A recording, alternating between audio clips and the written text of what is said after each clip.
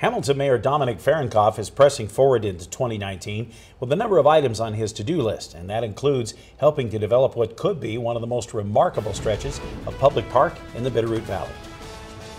Last fall, the Bitterroot Land Trust put together details of a major conservation project using Ravalli County's Open Lands Bond Program to purchase 70 acres of open space and wetlands along the Bitterroot River on Hamilton's southwest corner.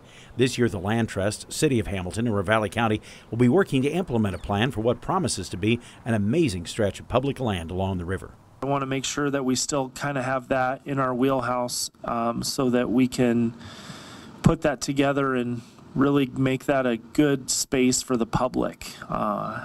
Me personally, I'm really excited about it, just to have that extension of that park to go that much further down that river. That was the message Mayor Fahrenkopf delivered to Ravalli County Commissioners this morning as he reviewed joint city-county projects for this year. And opening the park promises to be a major accomplishment for generations to come.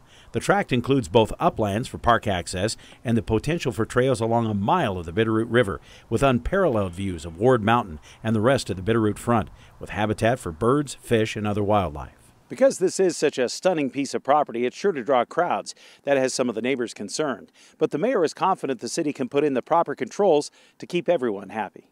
But there's some concerns by the landowners, the adjacent landowners, and there may be some conditions that we look at helping them sign and alleviate some of that possible trespass issue with that park.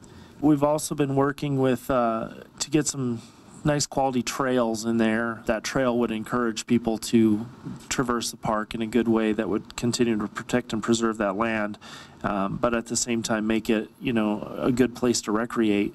In fact, Land Trust staff tell me that's exactly what they'll be working on over the next few months, meeting with neighbors and getting public input on everything from the park's layout to a formal name. The trust will also be doing fundraising to finish the land acquisition so it can be donated to the city, which will then manage it as a park.